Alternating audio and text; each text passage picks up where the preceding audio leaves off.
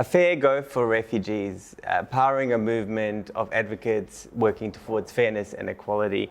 At the Asylum Seeker Resource Centre, a really important part of our work is making sure that refugee voices are front and centre in all of our work, that refugees are leading our advocacy and have an opportunity to speak directly to decision makers.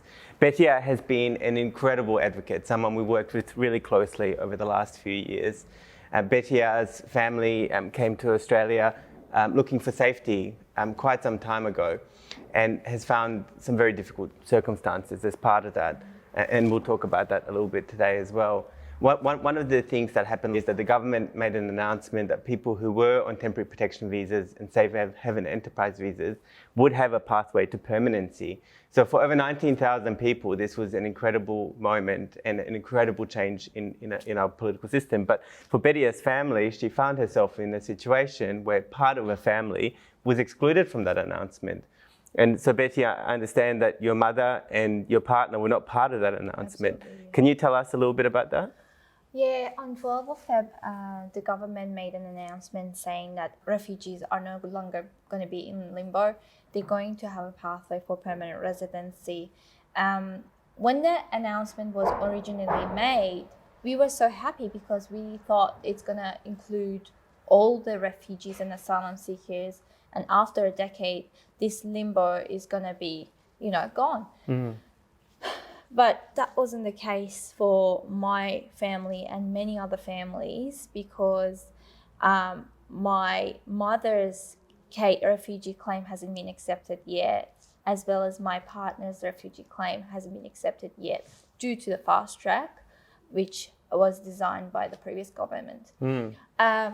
The fast track is not fair nor fast. The government deems this system as an unfair process, but yet they haven't had any solution for the 12,000 people. My mom has been left out and my partner also has been left out. Once again, they felt that, they're not considered and they've been failed by the system. And that was very hard for our family.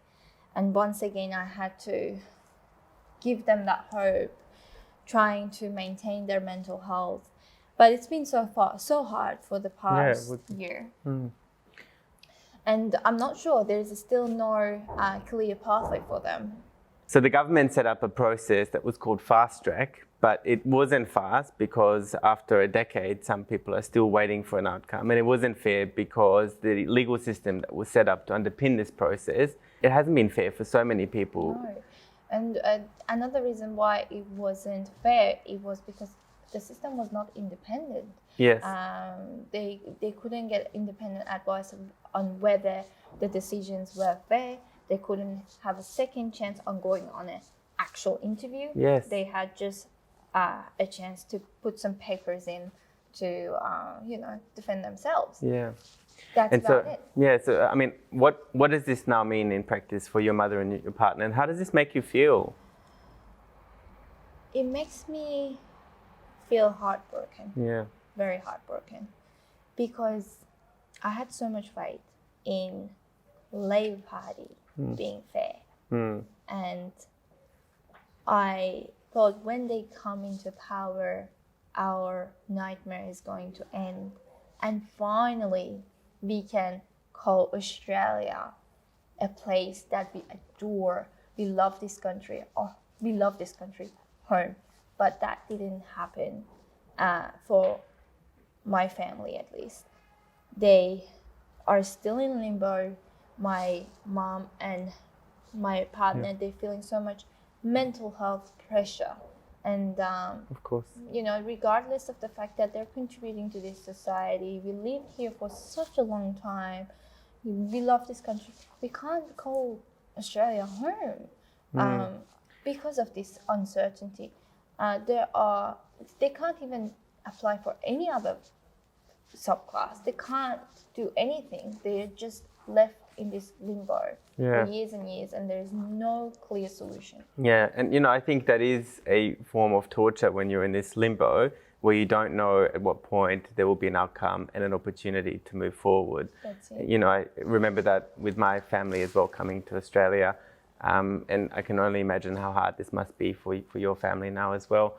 Because that's what really strikes me. I mean, the Labor Party, when they came in government, they inherited a big mess over a decade worth of coalition governments that deteriorated the fabrics of our refugee and asylum system. But when the government says we're working on it, what they sometimes don't realize is that it's actually people's lives that are being directly impacted. And people like you speaking up and speaking out and articulating the actual impact that it has on your lives right now, I think will help us achieve the change that we need. Do you feel hopeful in some way? I do, because it's been a year since Labour Party came to power and they have done so much good. And I am still hopeful, and I will never lose hope. I still continue my advocacy. I appreciate the fact that ASRC has empowered me so much to be able to be an advocate for my community, and it will continue that until a solution is made. I think you empower the ASRC because for the ASRC, like I said at the start, such an important part of our work is making sure the refugee voices are front and center and are leading the refugee movement, that people like you, Betia, have an opportunity to put pressure on the government and to work towards the long-term systemic change that's needed. For the ASRC, making sure that there is an outcome for the 10,000 or more people who for a decade have lived here and for whom Australia's home is really important. We're also working to make sure that people who are on Papua New Guinea, roughly 70 people after a decade or more, that they're medically evacuated to Australia while they wait for a third country resettlement option to become available to them. And we are also working very hard to make sure that there is a safety net for people in the community, that people have an access to work rights, to study rights, and to a fair safety net system as well.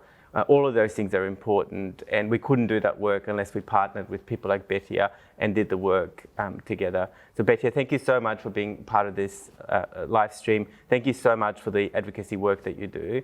I know that we went to Canberra recently, and I look forward to you joining the next delegation as well, so that we can keep the pressure up and push the government for an outcome for 10,000 people who have been waiting over a decade.